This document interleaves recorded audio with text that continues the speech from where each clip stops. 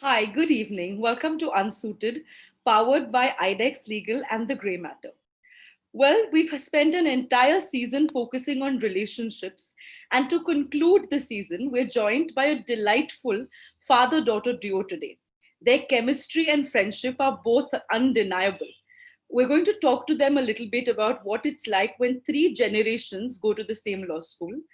We'll learn a lot about the stories and tales that surround this very well known surname that they carry. And we'll also talk to them a little bit about what it's like to be lawyers in very different jurisdictions in very different times. We're joined by Homa Petit, senior solicitor, and his daughter, Sherina Petit, who is a partner and the head of the India practice at Norton Rose Fulbright. Sir, good evening. Welcome. Sherina, good evening. Welcome.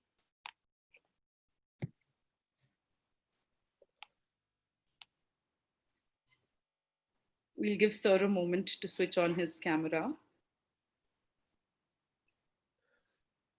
Hi, Sherina. How are you? Sherina, you're on mute. Hi, Mick. How are you? Good. Hi, everybody. Hello, Sir. Yeah. Hi, sir. Yeah. Great. So thank you for being part of our final episode of series 2 of Unsuited.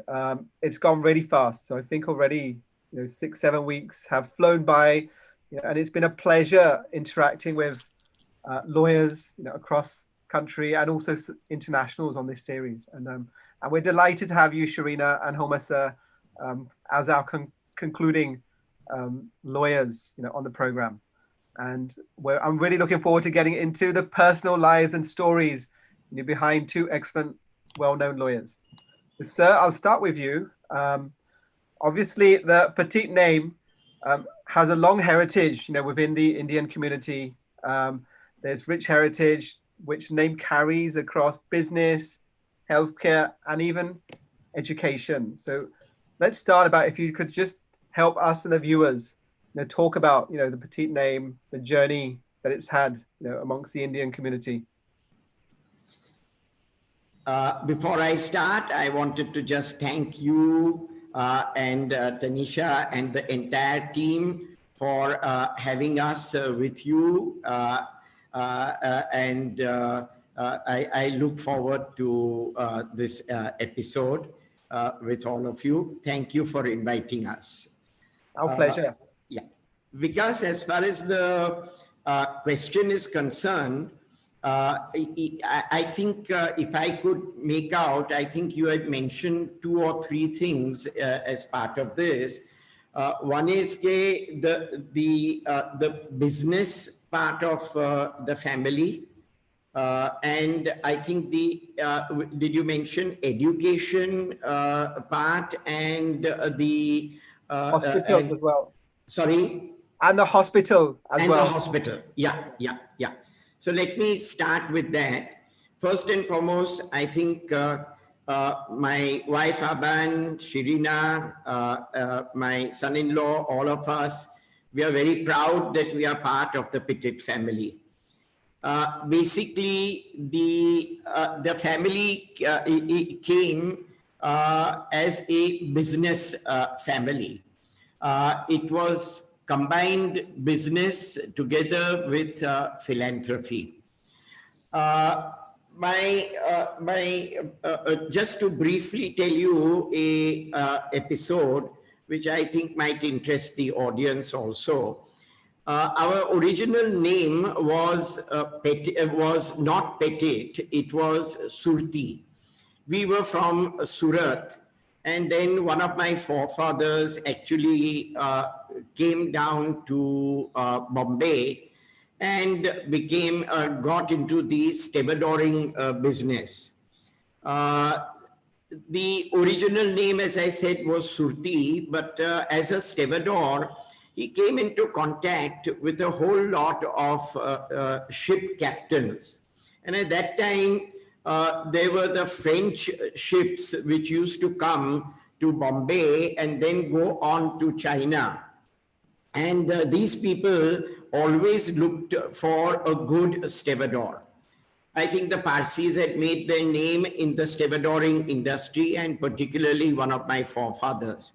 So whenever these French captains used to come to the port, they used to come and say, "Où est Monsieur Petit?" And they used to ask, "Where's that Mr. Petit?" In French. Where's the small gentleman? Because I think all of us, except for my father, who was more than 6 foot, but all of us were short. So he used to say, "Où est Monsieur Petit?" And then my forefather used to come there. And that is how traditionally our name changed, because most of us were taking the names of our professions. And being a stevedore and having been known as "Où est Monsieur Petit," we became Petit. So that is the origin of how, and this is a true story. It is chronicled. It's not something that I have made up, but it's a true story. Having said That's incredible. that, yeah, sorry. I said, that's incredible. I actually had no idea. Having said that, coming back to your question, basically after stevedoring in the 1800s, what happened was that we became a business family in Bombay, going mainly into spinning and weaving mills. And we had gone into this in a large way. The family had a whole lot of spinning and weaving mills. One of the main mills was in a place at Tardeo in Bombay, which was on about 60,000 square yards, and it was known as the Manokji Petit Mills. As I said, Kechete, we were not only business family, but we were also linked with philanthropy. And for the interest of people who are in the audience and who may be lawyers, people often wonder that CSR, how was it really born? CSR has now got statutory backing, but let me tell you this, even in those days, we had CSR because most of the families actually put aside about 1% or 2% of their profits, which they use for corporate social responsibility, which is amazing, because one had never thought that the origin of CSR would go back to the 17th and the 18th century. Having said that, basically, because of the philanthropic nature in the family, we had established a whole lot of charities, which included, as I think Vikas mentioned, apart from education, it also included hospitals and various other charities. The charities were not only in Bombay, but over the length and breadth, not only of India, but also abroad.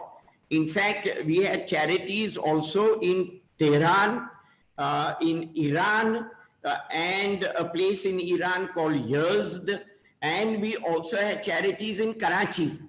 So therefore, the charities were widespread right through. Just to give you an example of what type of charities we had, my ancestors have put up a whole lot of fire temples, places of worship. They've put up reading rooms and libraries. In fact, I can tell you a small episode. A few years ago, I got a call from some person in Bilimora, which is in Gujarat. And he told me that, he says, "Sir, are you from the Petit family?" So I said, "Yes." So he says, "Sir, are you aware that there is a Petit reading room in Bilimora, and there are now only about 4 or 5 Parsi families here? So we are going to celebrate one of our centenary or some celebration of that. And we wanted one of the ancestors of the Petit family to come and grace the occasion. So would you be able to come? I told them, I said, I'd be thrilled to come. But unfortunately, as they say, man proposes and God disposes. And thanks to the fact that I was carrying heavy briefs for counsel as a solicitor, what happened was that I got hernia and I couldn't attend that function. So that was just a little aside that I could tell you. Apart from the reading rooms, as I said, we have the famous J.N. Petit library, which is at Flora Fountain, which has the blessings of so many students who have studied there and who have passed out from there. We've also, coming to education, what you asked, Vikas, we have primarily, I think I can mention 2 or 3 institutions. One is, of course, the G.B. Petit School. There's also the Homa Petit School at Bandra.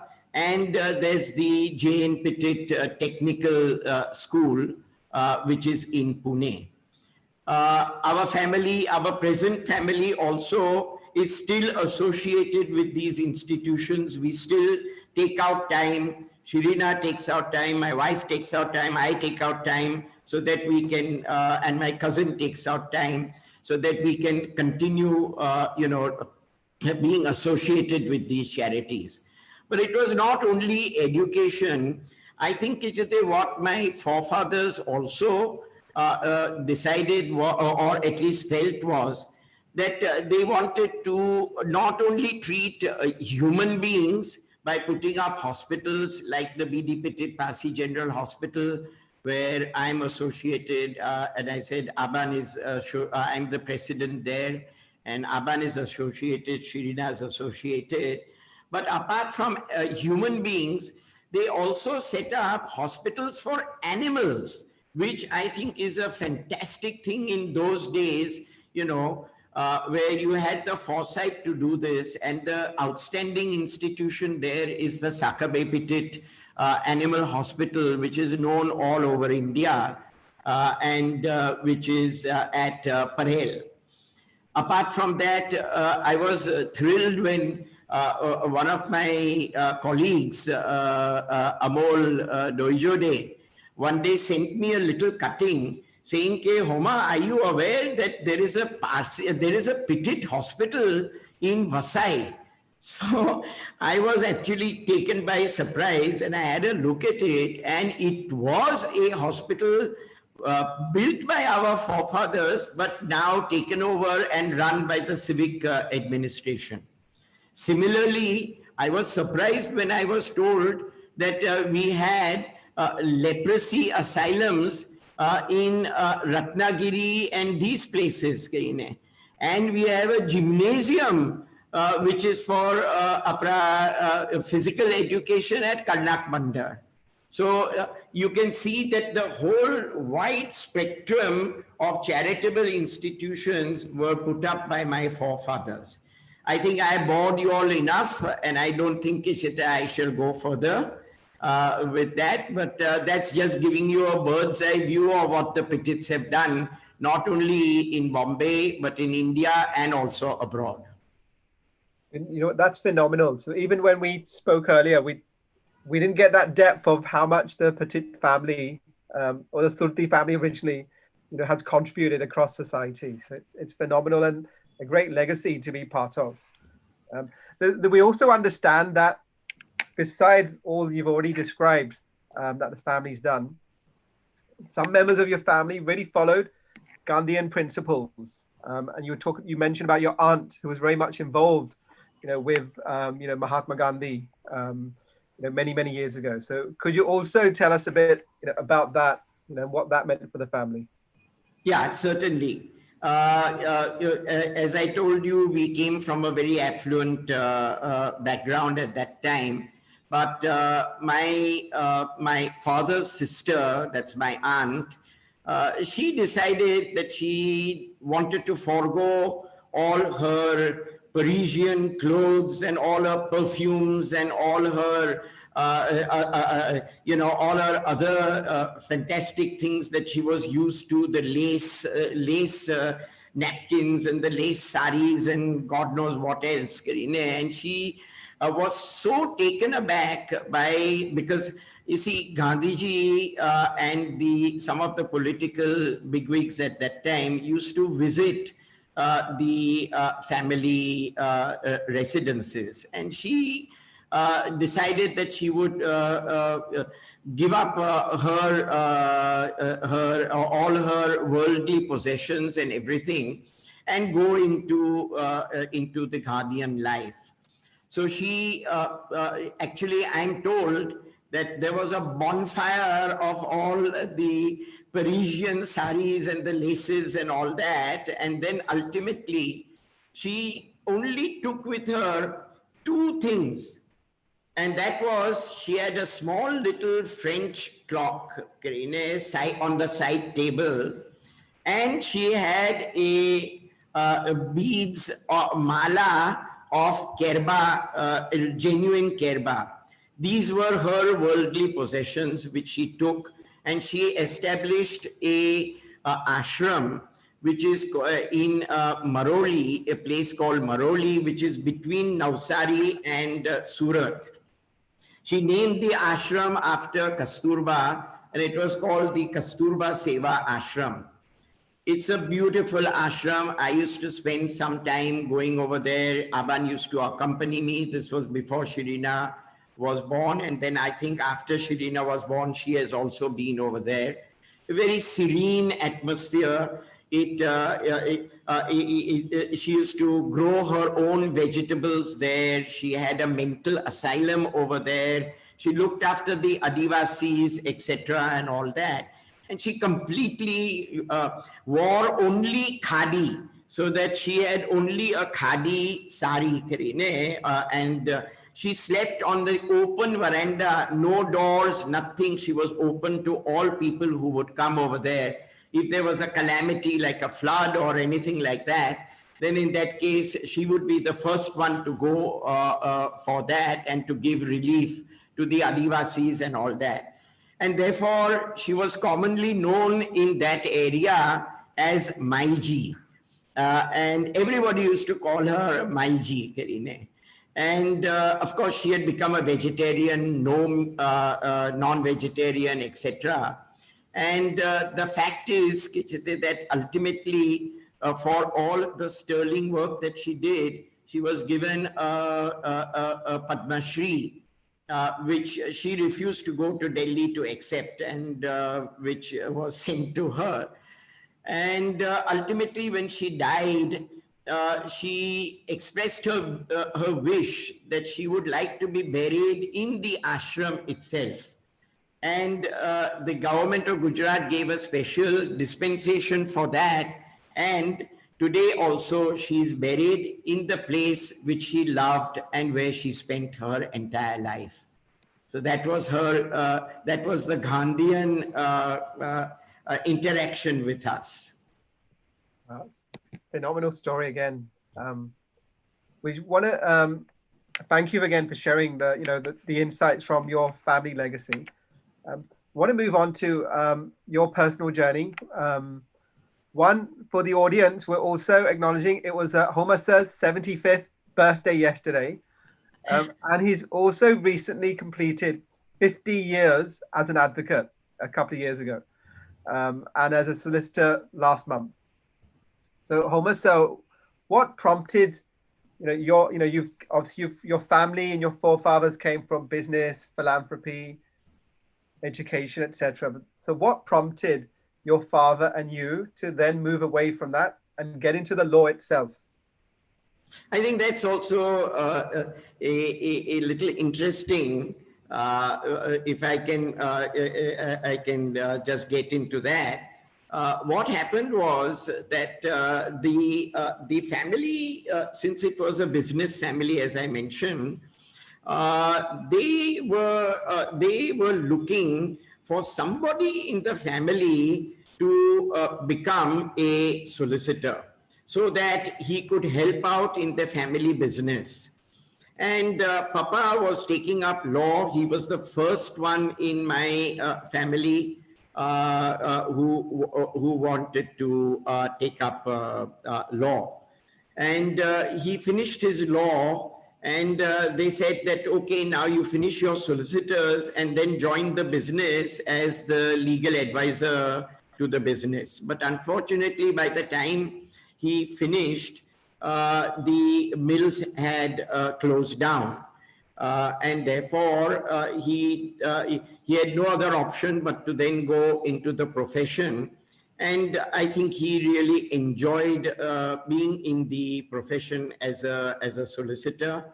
And he spent the rest of his life as a solicitor. He started off with a small firm, which was D.H. Petit and Company. And then somewhere in the middle, he joined Smithburn and Lambert as a partner for a few years, because one of the senior partners there, his son was becoming a solicitor, and they felt that until he became a solicitor and joined Smithburn and Lambert, they wanted someone like Papa to be there. So therefore, Papa joined Smithburn and Lambert for about 2 to 3 years. Now that takes me to why did I also join the profession? And for that, there was a simple explanation. You see, as a school-going child, Papa had by that time gone to Smithburn and Lambert, and he was working like any other solicitor, late hours. So very often my mother would,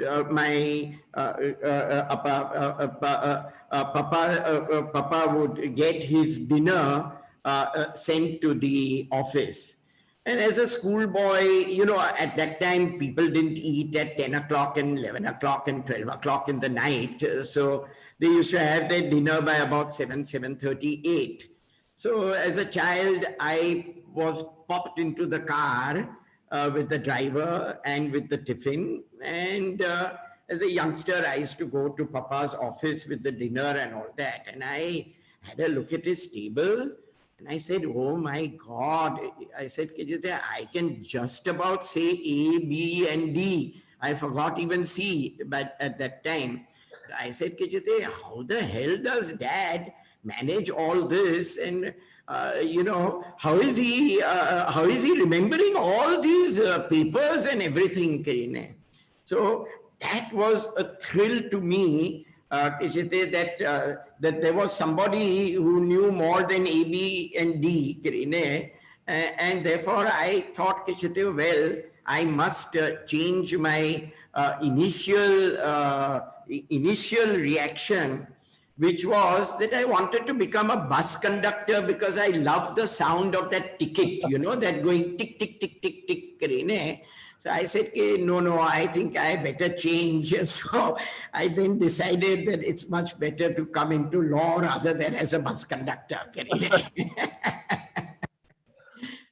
So, and then, you know, there was always law being discussed at home, everything and all that. And there was no question about anything. I was very fond of debating, elocution. I was very fond of dramatics. I like that. I used to go for the moot courts. I used to go for the debating and all that. And I don't think that there was any second thought after that. And I decided, okay, that's it. I'm going in for the law. It was only a toss-up, whether I should go in as a counsel or whether I should go as a solicitor. Initially, I wanted to go in as a counsel.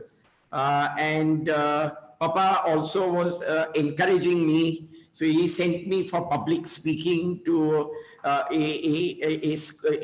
institute at that time, which was run by a Parsi called Kavasji, Karine. So I used to go to Kavasji's public speaking school, where I got my initial of becoming a solicitor, sorry, a counsel. But then ultimately, when I joined Mullah and Mullah, after I passed my LLB, I think there was no other way that I would like to go. I would like to go only, into the solicitor's profession. And there was no other option because my father at that time, being a solicitor, he knew everybody in the profession. So, and this is another part of my life which I didn't know was going to evolve. Mr. S.R. Vakil, Shavak Vakil, he was one of the most phenomenal persons in the profession.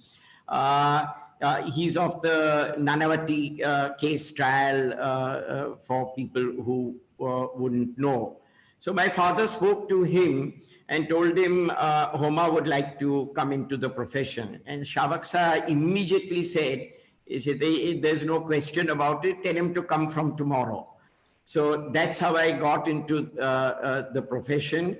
I did not then realize that in the profession, I would meet Shavak Shah on so many other occasions. And on one occasion, of course, professional etiquette does not permit me to talk about the case, but it was a very, very high profile case. And I was so fortunate that I was interacting with Shavak Shah, and not only with him, but by then, Shavak Shah's son, Hormazdiar, had also become a solicitor and a partner of Mullah and Mullah. So I was interacting with Shavak Shah and with Hormazdiar Karine. And I did not know that probably a few years later, that Hormazdiar's son would become my son-in-law. So,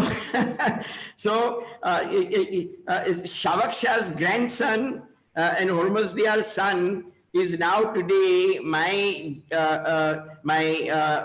son-in-law, and another absolutely fantastic gentleman, a fantastic lawyer. He's going to, I think, make his mark in the profession. And I think Sherina is very fortunate in having such a lovely person as her husband. Beautiful story all the way down. Yeah. And I mean, as they say, the rest is history. And I think Sherina's probably grateful you chose a career as a lawyer and not bus conductor. So that's a lot of interesting storytelling there. Thank you for sharing so many stories. Sherina, we're going to now focus a little bit on you, and would love to hear from you in terms of what your childhood was like, whether it was, so did you go to one of the schools that the family ran, or did you completely go somewhere else? Thanks, Tanisha. I actually didn't go to J.B. Petit School. I went to the Convent of Jesus and Mary School because my parents didn't want a Petit to be in a Petit school because they didn't want me to turn out spoiled. And my mom had come from a convent school as well, the Presentation Convent in Kodai. And I think the family were very supportive when she said, I want to put Sherina into a convent school. Dad went to Cathedral, and there was a debate about whether I go to Cathedral, but I think mom prevailed, and I went to Fort Convent. To say that I came from a very sheltered background would probably be an understatement. I think you need to add a lot more veries to that, a very, very, very sheltered background. Dad constantly tried to toughen me up, but he constantly had to battle with my mom, who was a full-time mom and dedicated her entire life to pushing me through school. And I would say with Dad, pushing me through life to achieve what I have today. I knew from a young age, from school, that I wanted to be a lawyer. I would constantly hear Dad and Grandpa constantly talk, and I watched as clients would listen to them and hang on to their words. And I would be exhilarated, like, wow, people are listening to them. My family are all night birds except my husband. And I would love sitting and studying actually on the dining table whilst my dad worked on his papers in the night. And sometimes he would ask me to proofread some of his drafts. And that for me was just exhilaration to look at all these legal documents and to think, wow, I'm reading quite a lot of these exciting confidential documents. Um, School was also filled with memories of me spending some of my school holidays in dad's office, where other partners would also bring some of their children. I was not allowed to eat on the road or eat chaat or anything, as one doesn't know the water it is made with.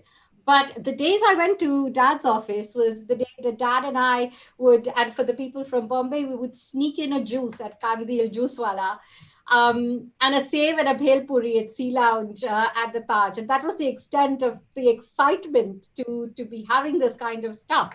And obviously it made me want to go to the office more. Um, from school, I went on to another girls' college, Sophia College. And it was at this time that my parents said that if I was serious about the law, I had to toughen up. I had to start public speaking. And that's when I started debating in elocution. My dad would make me revise and re-revise for every debate and every elocution competition. And in one of them, I remember it was I think an intra-college debate in HR college, and I don't know how, but he managed to sneak into the debate competition. And I was on the stage, and I stared with disbelief when I saw him sitting in the last row. And I was so embarrassed because this was just not cool to have your dad in the audience. I can't believe I'm talking about it today. Um, and then I went on to Government Law College, which was, shall we say, a shock to the system from Fort Godwin from at Sophia. Mom and dad dropped me off for my first day of college, and I wondered where I had landed. There's a lot of fun memories, and particularly many laughs, and I've made so many amazing friends at GLC, and they're still friends today. And I remember sitting in the canteen, and we would burn matchsticks under the table so that cockroaches would come out before we could eat the dosas in the canteen. And I was just thinking, gosh, this is really different to Sophia's or Fort Convent. But I eventually went on to become, I think, one of the first female presidents of the Students' Council. And if I recall correctly, actually handed on the mantle to Sharan Jagtiani, who's now is a prominent lawyer. A long way away from the shy and very timid girl that I was in school. And first day of college for me at GLC was also first day of working with Dad at Gagrat and Company. Dad actually wanted me to sit in the library and absorb law, and I just said, I want to start work. So I ultimately signed articles under my dad and worked with him and Rashmi Chandrachud, who was a partner at the firm at the time. And I could not have been luckier with the both of them. And that's where I ultimately got a chance to work on my first international arbitration. And Dhananjay Chandrachud was the counsel on our side. And it was just fun. And I thought, God, this is so much fun. I think this is probably better than litigation and going to court. So that's a round robin. And I hope that's answered your question. It has. Thank you for sharing that. It sounds like a really exciting, fun journey, spurred with a lot of input from your parents. Yes, sir, please go ahead. I just wanted to add one thing to this. When Sherina mentioned that we put her into Fort Convent, that was because I had mentioned earlier about my aunt, Mithuben. Right. And Mithuben was also in Fort Convent. Oh, okay. Yeah. Did Sherina meet Mithuben? Did you meet with her? Yes, yes, I think she had. No? Sherina? No? Never. Okay. Some part of the legacy that she then kind of carried forward there. Yeah. So speaking about your mother, I'm going to redirect the next question to Sir. So, Sir, clearly you were this very, accomplished elocutionist, debater, mooter, all of that, right? Through college, through all your colleges. Because we understand you went to Sydenham and then Elphinstone and then GLC, of course. So, obviously this made you fairly popular with the women. So tell us a little bit about what finding love at GLC panned out like, because we understand that Sherina's mum was on her way to becoming a lawyer, and then she fell well in love with you, and the rest was history. So why don't you throw some light on that story, please? Okay, I'll do that. Only thing is You're that already blushing. because I hope that the episode which I am about to tell you will make many more people, if they are in the audience and who are going to GLC. Now, I hope that they will follow what I have done, and probably have such romances in the way that I did, Karine. But Thank you. Please inspire. Please yeah, go but ahead. before that, I can just mention that as you mentioned, after I finished, I didn't go to Elphinstone. I actually had enrolled in Elphinstone College, but my father used to have a walk with Mr. Desai, who was a professor in Sydenham. And he told my father, he said that, Homa, nobody in the next few years is going to know who is Keats and Shelley and Shakespeare. He says, instead of that, the trend now is that if a person wants to go into law, he should go with a commerce background. And that is why, though I had actually enrolled in Elphinstone, I pulled out my papers and went to Sydenham. So I was a Sydenham student. Commerce, to study commerce there, Yeah, right? that's Okay. right. So you please be careful, sir, now when you narrate this story, because your dinner today depends on how you narrate the story that you're going to narrate. I think If so. if there are any mishaps, do share your address. We'll send dinner over. So please go ahead. I've taken proper precautions because I've had a nice lunch, so that if I'm denied dinner, it's okay, Karine. Great. Please. Anyway, coming to this, and just before that, I can just one more minute of this, as Sherina said, as you mentioned, that I was a lot in debating, etc., and all that. I want to just share one small little thing with you, and that is that Sherina virtually was a mirror image of my life, Karine.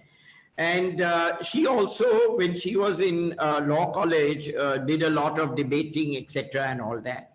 And one day she came home and she's telling me, she says, Dad, I won the first prize in this particular competition. And I got the cup over there, Karine. And, they're engraving my name on the thing. So I had a look at it, Karine.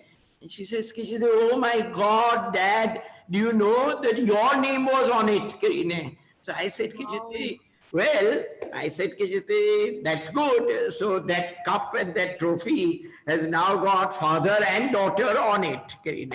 Sorry, I digressed from the other thing, but I thought that this may be worth sharing. Absolutely. Yeah.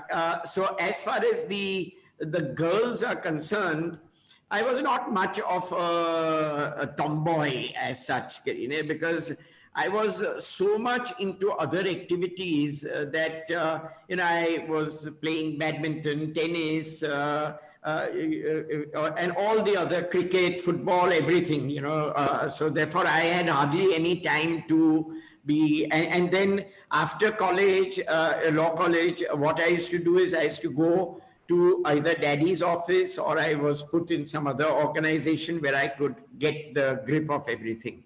But having said that, it's a very, it's an episode which, as I said, I hope some youngsters who are still in government law college who are on this program would be able to follow. It was my wife was about 6 months, I think, junior to me in the class. I had gone to pay my fees for the next semester.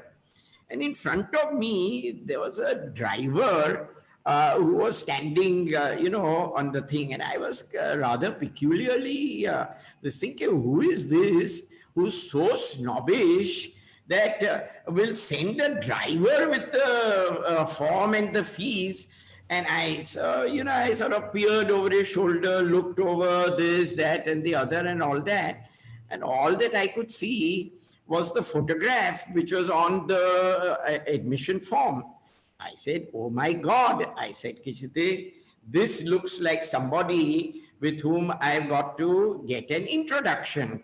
So I said, Kishite, let me have a look, Karine. So I peered a little more, this, that, and the other, and all that. And I said, oh, her name is Aban Kasad. Now, I had some friends over, obviously, I mean, in the things. I said, hey, boss, do you know anybody called, Aban Kasad? And there was a lovely person with me who I was really very fond of, Jangu Moose. He was ultimately top notch in Glaxo and all that, Karina. And we used to go for debates, elocution, everything, and get the prizes there. So I told Jangu, I said, Jangu, do you know this? He says, Are, my God, Karine. He says, of course I know her. When I was in Nagpur, I was staying in one of her bungalows in Nagpur, Karine. So I said, oh God, she's from Nagpur. So I said, that doesn't sound very, this thing, Karine, because I'm not going to shift over to Nagpur to go and meet her. But then I found out that she has a residence in Warden Road and that she's very much a Bombay girl, Karine. So I said, hey, now, instead of giving me all these useless introductions, I said, come on, give me an intro to her. So he says, okay, chalo, come on. So now, Aban was a very, very shy person. So she used to come just when the bell rang for the eye. And as the bell, as the thing ended, she would go straight for her car, get into the car, driver would take her home. Now, I had to do some planning as far as that is concerned. Jangu and I one day skipped one of our classes and stood at the entrance. And as Aban came out, there was Jangu saying, hi, Aban, do you recognize me? Come, meet my friend Homa Petit. You know, he's a very clever student. He's not like me. He's got beautiful notes and all that. So if you'd like, he can share his notes with you and all that. Now, being very shy, she sort of put her face down and said, okay, let's see, Karine. Then, of course, I mean, there were the accidental bump-ins, etc. Then Jangu told her, he's now today going to speak at this place. He's going to speak over here. So why don't you come and listen? So she used to come for the moot court and then disappear, Karine. And then we started getting to know each other. As I always put it, we had a harmless cup of coffee. And that's how it started. And then I shared my notes with her. And then one thing or the other led to the fact that we got married. And my only regret is that we got married and she gave up law. But I can tell you one thing, and I want to stress this, and that is behind any, I won't say successful, but behind any man is the woman, Karine. And I can tell you that all that I owe today is to my wife and to my daughter, Karine. Particularly my wife, because when I was studying for my solicitors, as she had a background of law, do you know that she used to take the Civil Procedure Code, the big volume like this, and she used to make notes and update the book with the latest case law and give it to me, So that's the extent to which she helped me to get through the exam. So my advice to all the youngsters is definitely peer into the admission form of the person who's in front of you. In future, maybe you'll get your spouse also from that. Wow. From sharing notes and coffee to sharing a lifetime of togetherness. How many years has it been, sir? Well, we got married in 69. So therefore, it's more than 50 years. Oh, wow. How lovely. This story is just It's very, very heartwarming, and thank you for sharing something so personal. Wonderful. So, Sherina, moving back to you, you finished GLC, you finished your basic graduation. I think you did the 3-year program, right? Yes, I Right. did. And Yes. then you went off to do your LLM to the UK, London specifically, with the condition and understanding that you were going off just for a year and you'd be, the plan was clearly to be back within a year. So, and from there to where you are today, heading the India practice at Norton Rose Fulbright as a partner, tell us about that journey a little bit. All about the LLM and then how, you probably landed your first job. We'd love to hear that. So after I completed my law at GLC, I got into King's College, London for my LLM.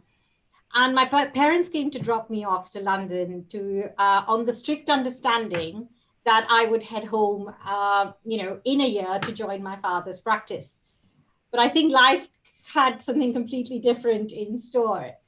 My LLM year was one of the most fun experiences, and I fell in love with London and I fell in love with everything it had to offer. I guess the best part was interacting with people from all over the world and making lifelong friends.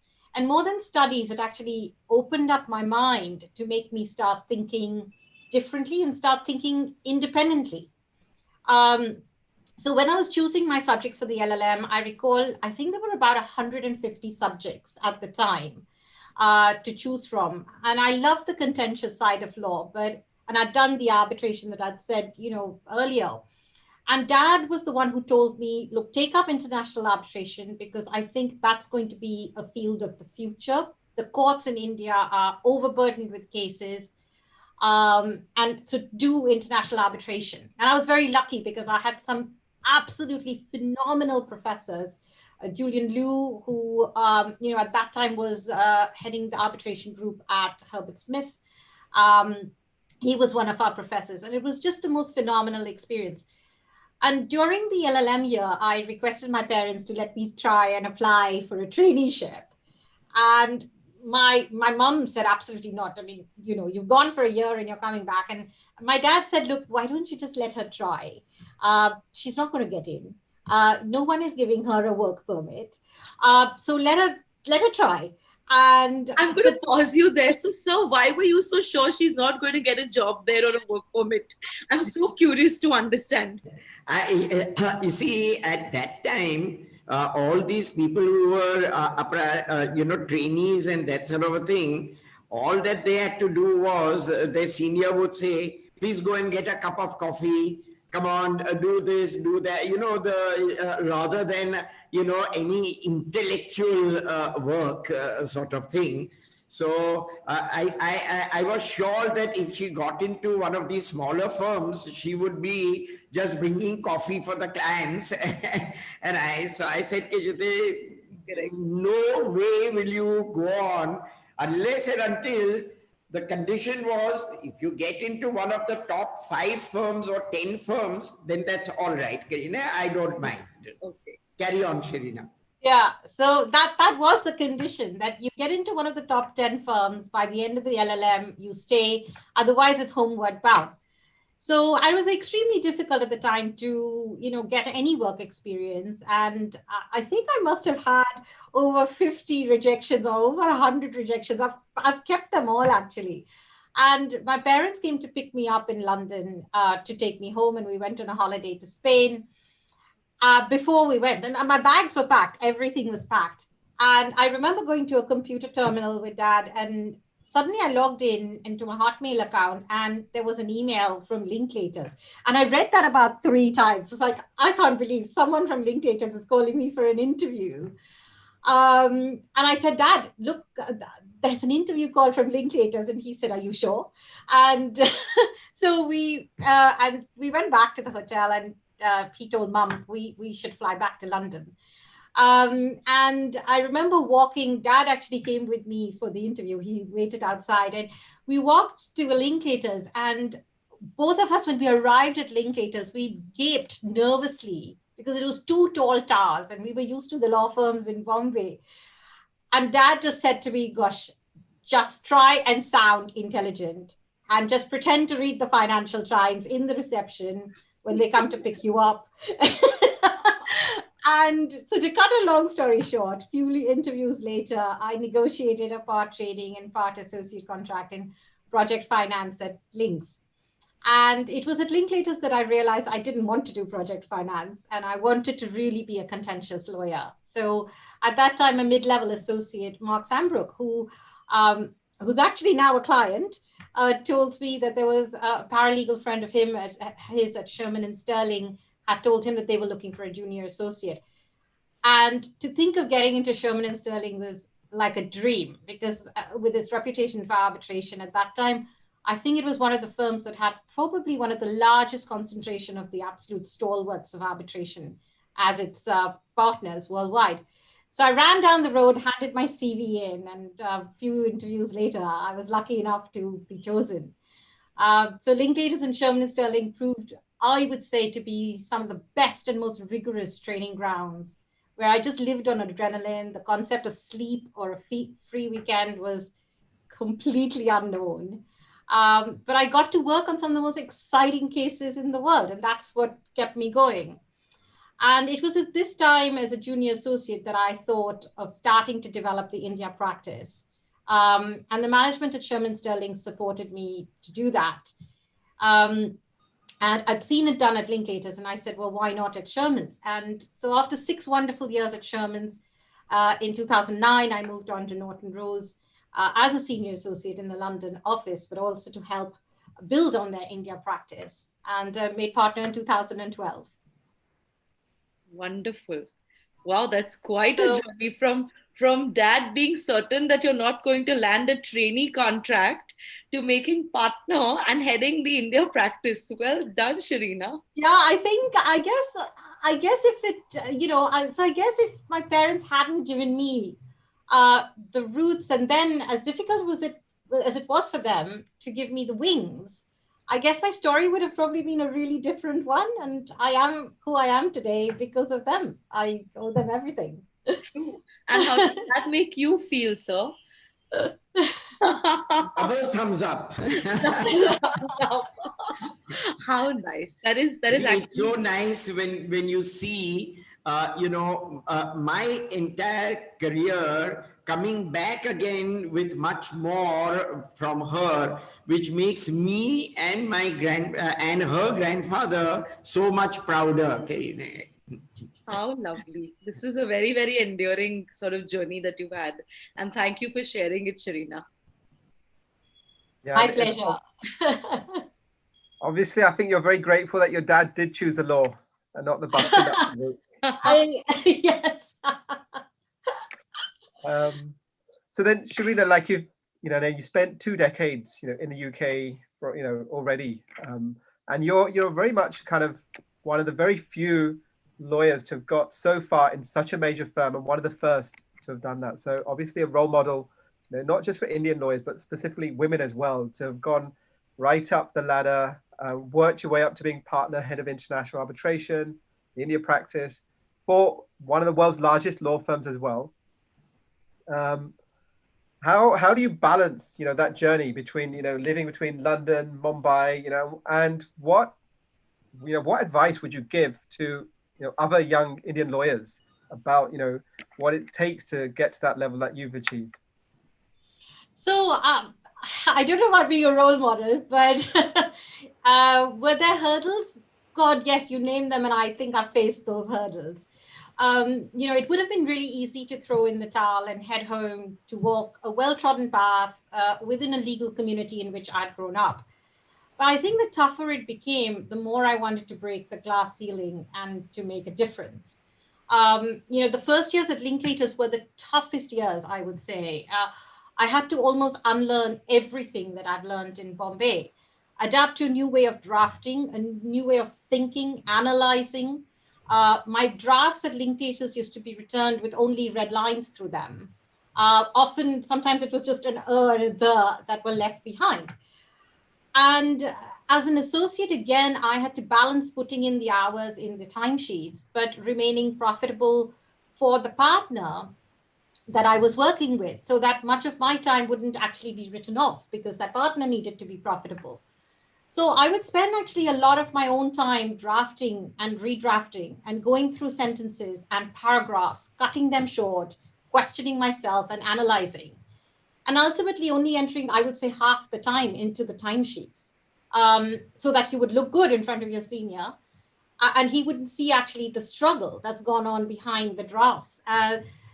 The rest of the time that I wouldn't put down, I would just tell myself it was an investment into myself and my future. And it was as a junior associate at Sherman's that I thought, if I was to ultimately make it as a partner in a top global law firm, I needed to distinguish myself from the others. Um, and that's what I thought. And I said, well, what's different about me being here? Being an Indian in a foreign country, I thought, well, why not create something no one else in the firm had? A practice targeting multinational companies in their inbound and outbound transactions and disputes relating to India. And it was only a way to ensure it was my way of ensuring I could go home as well all the time whilst being part of a global network. So almost coming back to what my parents had said, come back home. And I have to say the experience of strategizing and building the India practice, along with working the 18-hour days on multi-billion-dollar deals and disputes for the world's largest banks and companies, was second to none. I just soaked it up. It was exhausting, but it was exhilarating. I was just happy.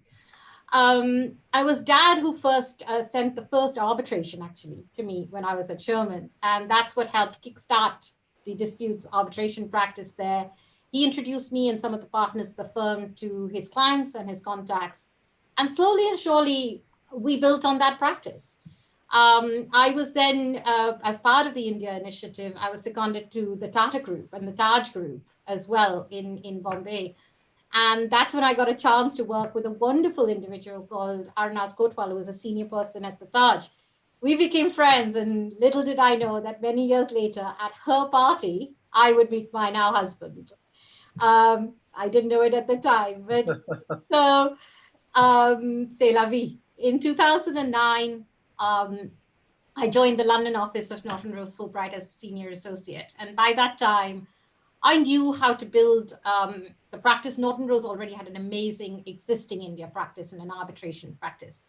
And I guess at that time, I was very lucky to work with the then global head of international arbitration, Joe Torrado, who, and finally, I had found a mentor. I hadn't found a mentor at Linklaters or Sherman Sterling, but I found one at Norton Rose. And that's where I realized the importance of having a mentor. And Joe remains my mentor. He was tough, but he was fun, and we had fun. And I learned so much. And the best of all was he gave me the independence to work. And ultimately, it was his support and his encouragement where he spoke to the partnership, and I got fast-tracked through partnership. And I had a lot of support from a lot of amazing partners at Norton Rose. Raj Karya, who was the then head of the India practice, Madhavi Goswami. And these were just few of the, there were only about 2 or 3 Indian names at that time at Norton Rose. So that was really amazing. The partnership process of the firm was a year-long, rigorous process. And I remember sitting with Joe on Sundays at his house while Louise, his wife, would cook lunch. And we would actually put his kids' dolls in a row on the sofa. And I would repeat my business case again and again to all the dolls. Each of them we'd named after each member of the promotion committee. And Joe would time me on my presentations. I was such a rigorous process. But on 1st of May 2012, whilst I was in India with my parents, I got the news that I'd been invited by the partnership to become one of the only female partners in my team in London. Wow. Mom and dad and I waited all day. I still remember biting our fingers for the news, fingernails for the news. And we knew the voting was on. And finally in the evening, dad just said, let's break the tension and let's go to Dampuk for dinner. So, and that's when I got the call that the chairman wanted to speak to me the next day. And needless to say, the next day we celebrated. And even though my dad doesn't drink champagne, that was the day he drank champagne. So Joe left the firm a few months after I became a partner, and I was then encouraged and supported by another senior partner, and then the global head of disputes, Deirdre Wuka, who, and as I said, another person called Raj Garia, who was the head of India practice at the time. And I went on then to become the head of arbitration across EMEA, and then the head of the India practice for the firm, which now allows me to spend every month or at least every 2 months at home in Bombay and working out of India. So ultimately, I know that service to any client comes down to teamwork. And I guess I'm very blessed to have an amazing and hardworking team. A lot of them who've actually trained under me and worked with me, some for over a decade. So yes, there were hardships, but when I think of success, I think it's a combination of professional success, but most importantly, personal success. And I'm blessed to have an amazing set of parents, an extraordinary husband, and I think they are truly my north, my south, my east, my west, my working week, and my Sunday rest. And in very different ways, each of them my friend, philosopher, and guide. I couldn't have asked for more, and I couldn't have done anything without the three of them. That is beautiful, Sherina. And you will be happy to know that as I browse through the attendee list, I can see that Joe and Raj, both of whom you mentioned, are actually watching. So it might be a good time to say hi to them. I don't know if I missed your team members. I don't know them by name, but I'm guessing some of them may also be watching. So you can see a big hello to all of them. Well, I'm sure they'll remember all the stories I said, and Joe will remember the dolls. But what an innovative way to train. What a bright, innovative way to actually just practice, right? It's fantastic.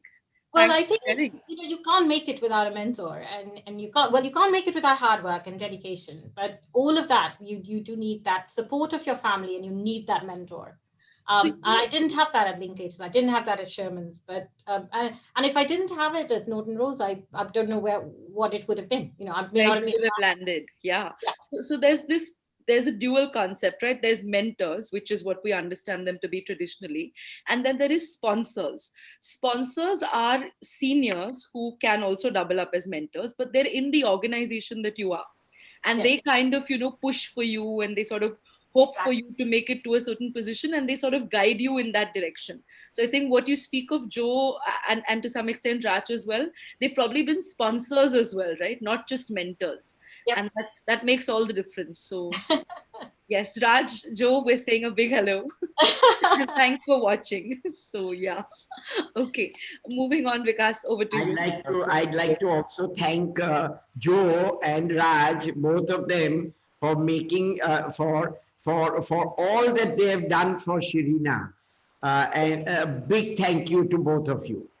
And actually, there's another person as well who's actually from Pune, Madhvi Gosavi, and she's a partner at the firm as well, and immensely supportive again. And there's just few of us, who are Indian or of Indian heritage there, and it's great how the support, and I think that's what makes Norton Rose a phenomenal firm as well. So if Madhvi is there, I think you should thank her as well. I may have missed her. Sorry.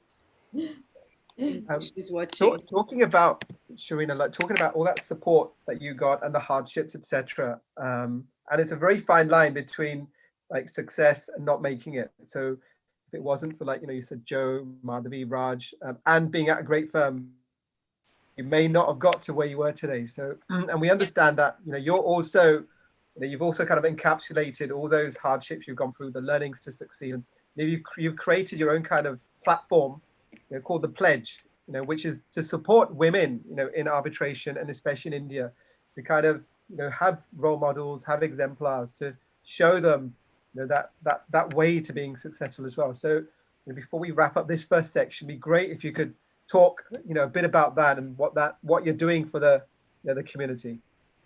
So I'm on the steering committee of the Pledge for Equal Representation of Women in Arbitration. And this is a global movement that was started in London by a couple of people at different law firms. And the objective was to improve the profile and the representation of women in arbitration. and to appoint women as arbitrators on an equal opportunity basis. Today, the pledge has over 4,000 signatories from across the world.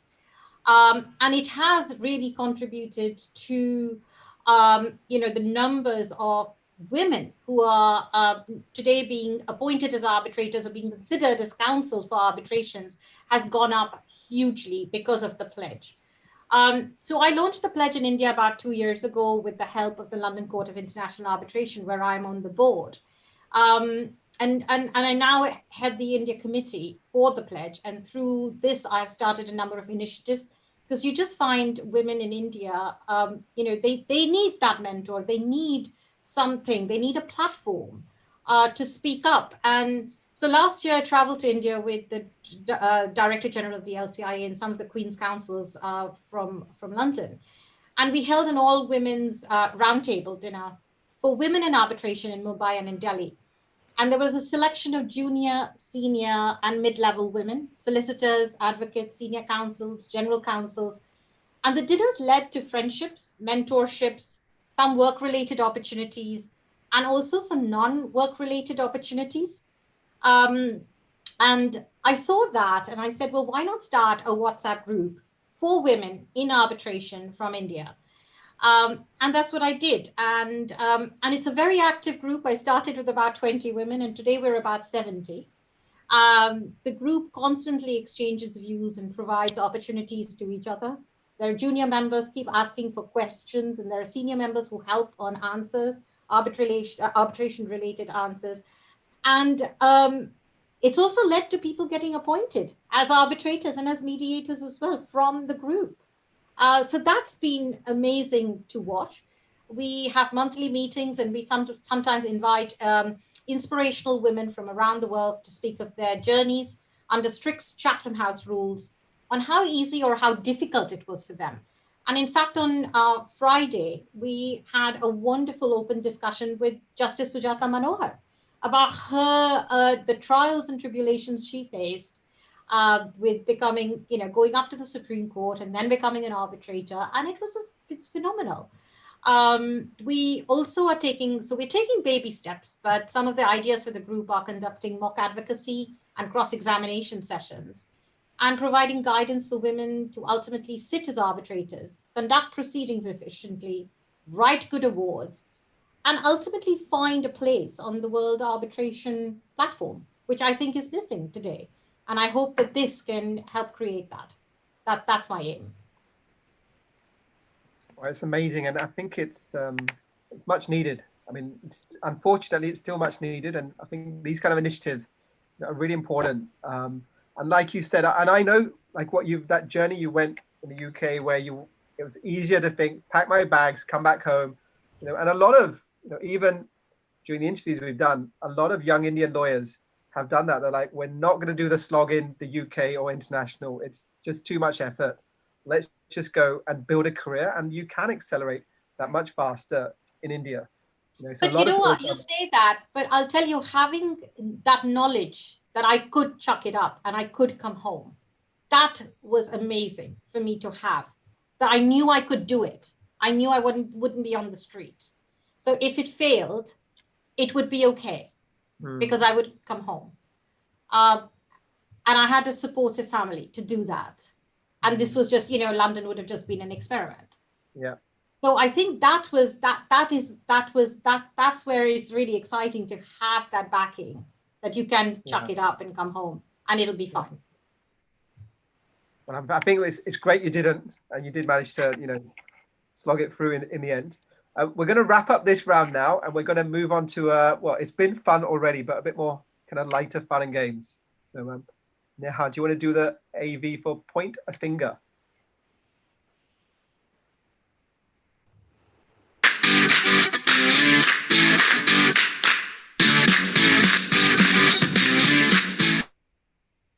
All right. So you can turn your camera on as well. Okay. So what happens in this round, for the benefit of our guests who are watching for the first time, we'll ask us a bunch of questions in quick succession. Our guests will cover their eyes with one hand, use the other hand to point either at themselves or the other person, depending on who the answer applies to. Okay. Are you both ready? Can we see your hands? Can you cover your eyes?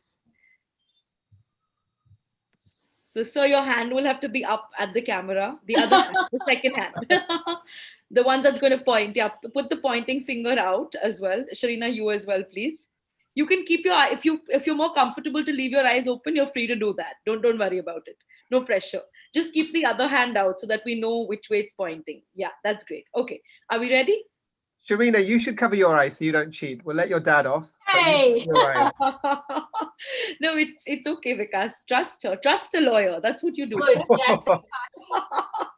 All right. So, shall we start? Are you both ready? Okay. So, who is the better lawyer? Lovely. Okay. Who is messier? Okay. Who is likely to start an argument? Okay. Who is the family more likely to go to for advice? Okay. All right. Who is more likely to get a parking ticket? No faith there. No faith on both sides. All right. Who is likely to overshop at a grocery store? Okay. And who is more likely to use profanities?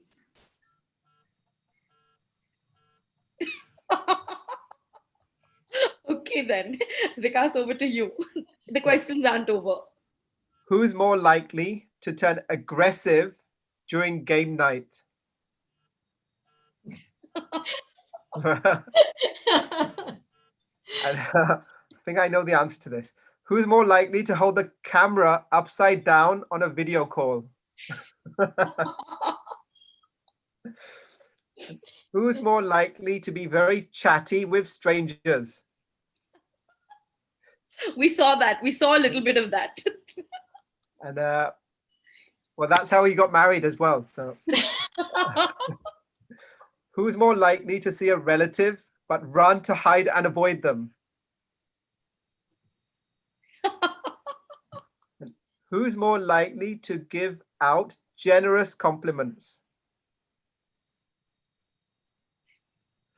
And who's more likely to lie for a friend to cover up for him or her?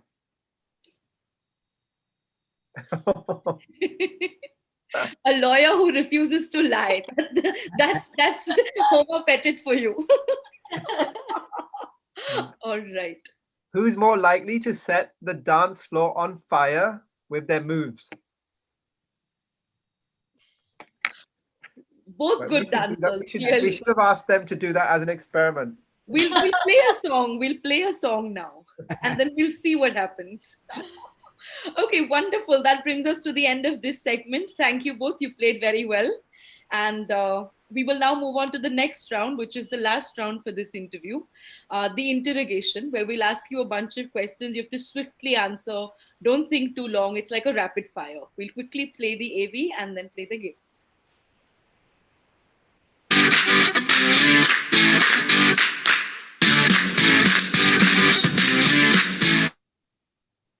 Okay. All right. Are you both ready for the interrogation? Okay. All right. So, if not the practice of law, what would you be doing professionally? Homa, sir, you answer this one first. Conductor.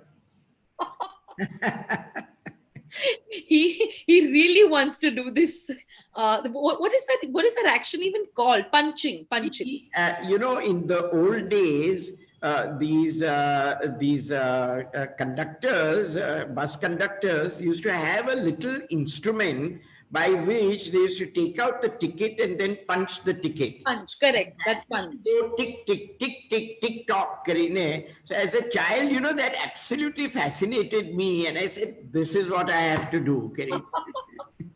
Fair. Sharina, how about you? I think either a journalist or a vet.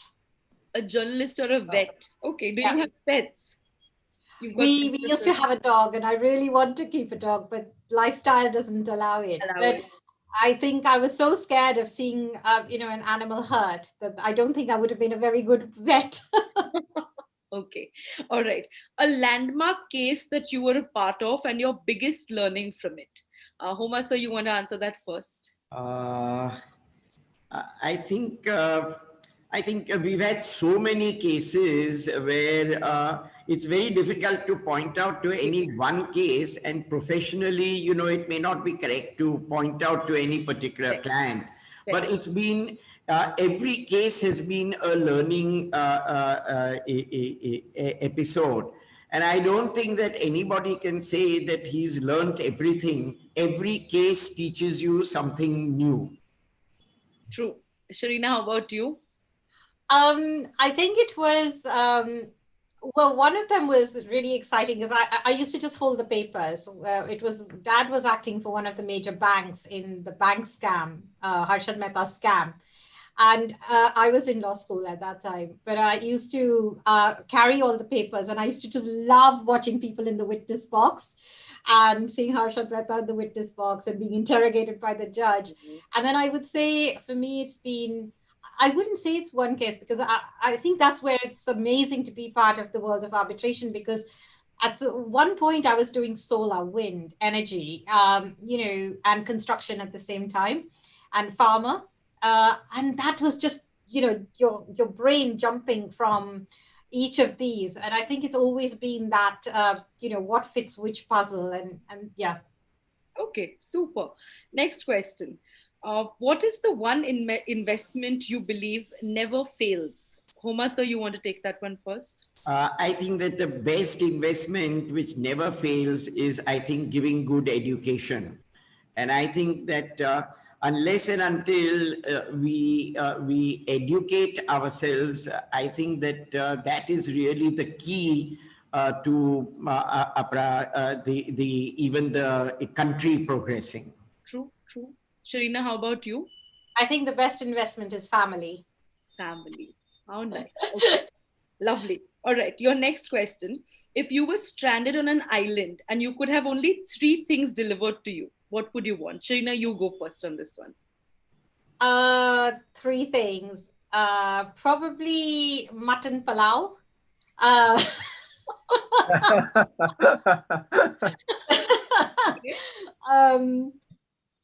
I think it'll all have to be food related. You don't want any of your devices like a phone, charger, iPad? No, I don't want a phone. You don't want anything. Okay. I think it'll all be, it will be food. Things delivered. Well, besides my family, of course, but I would say, mutton palau would be definitely number 1. Number 1. Okay. Probably followed by a good mutton biryani as number 2. Oh my God. Whatever the difference that might be. All right. Okay.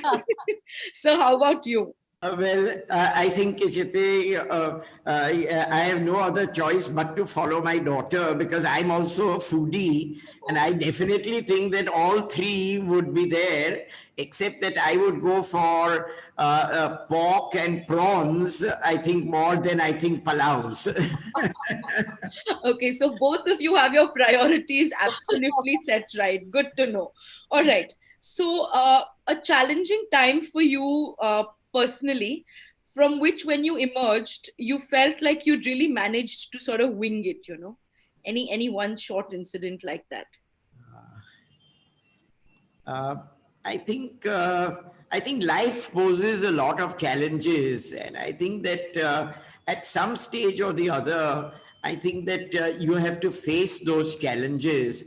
And I think when you do face the challenges, if you have a supportive person like my wife, that at a particular stage when I was shifting over, she said, why are you getting worried? This is only a relocation. It's not really a start of a new practice, sort of thing.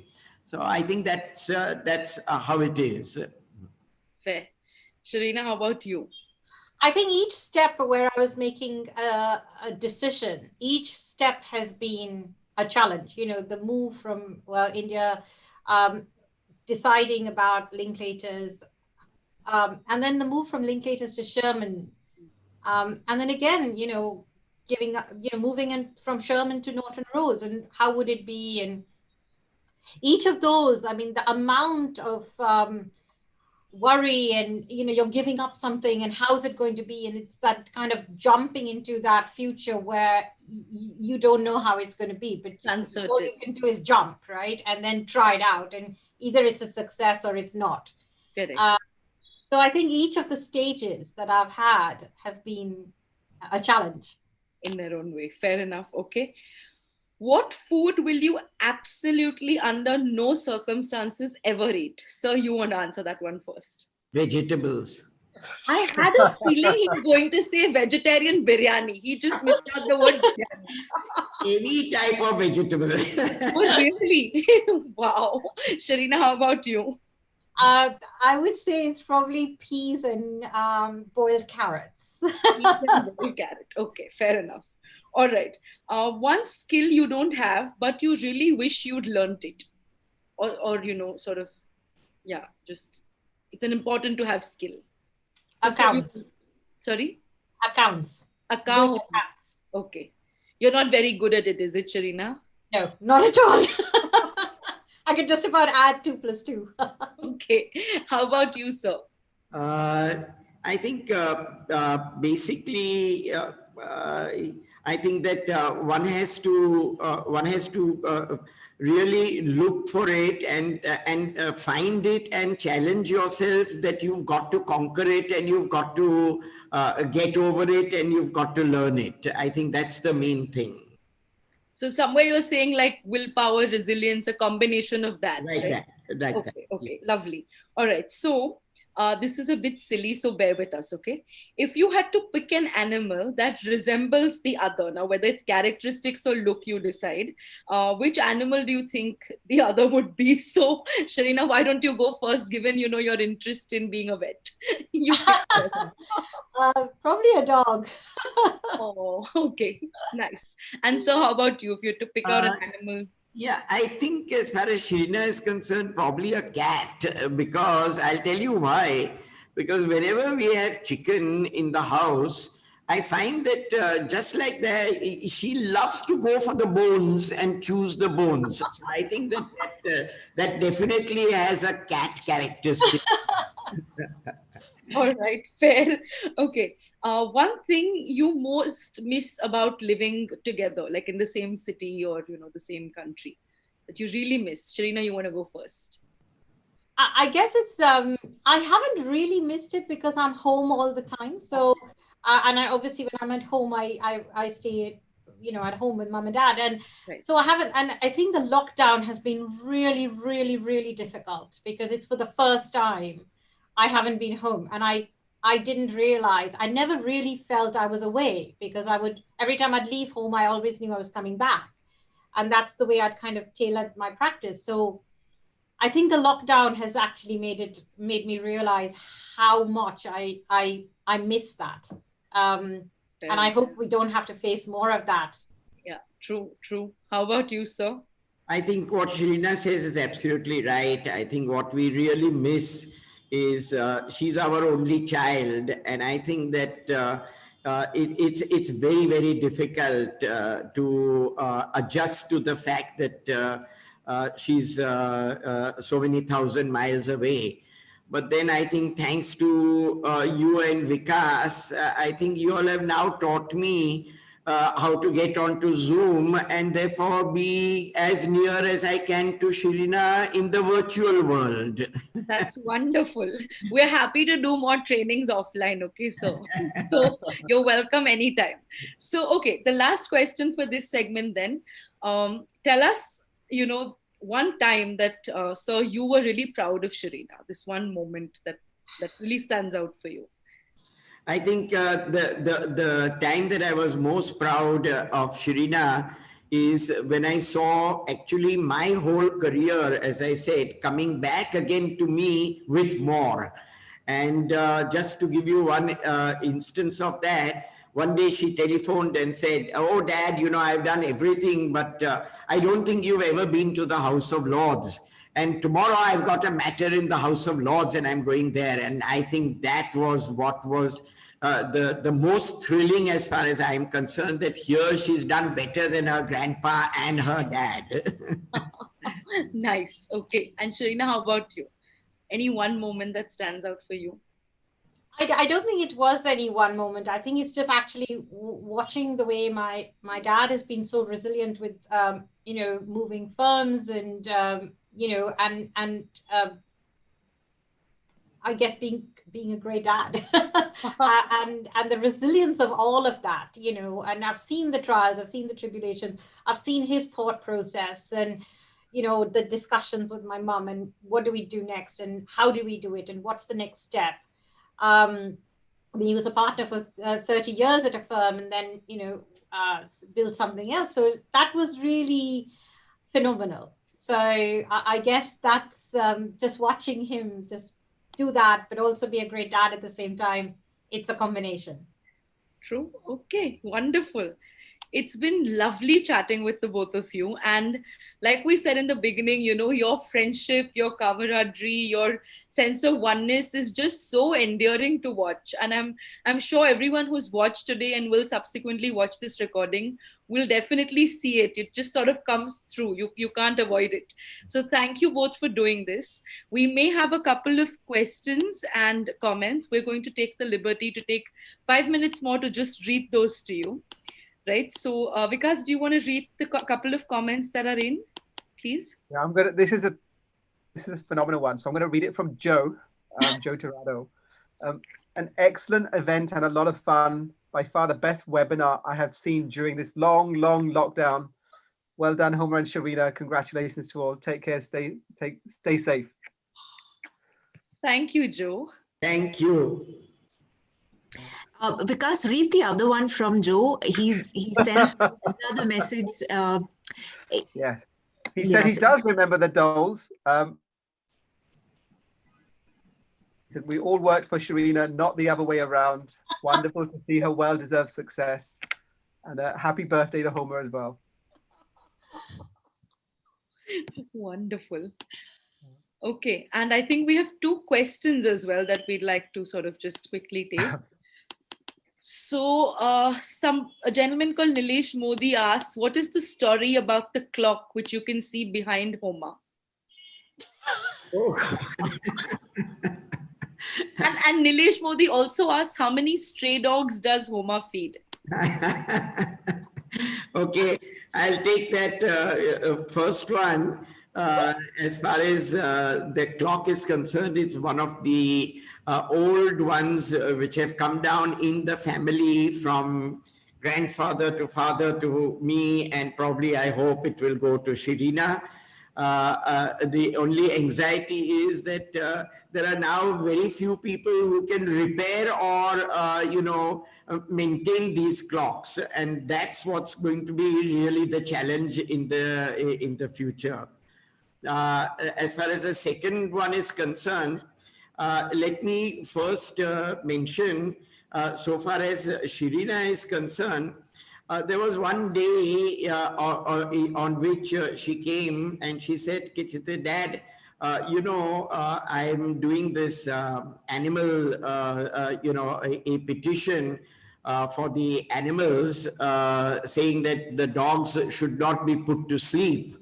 So I said, that's excellent, And of course, Justice Chandrachud passed the order finally by which the killing of the dogs had been stayed, and it is still in existence.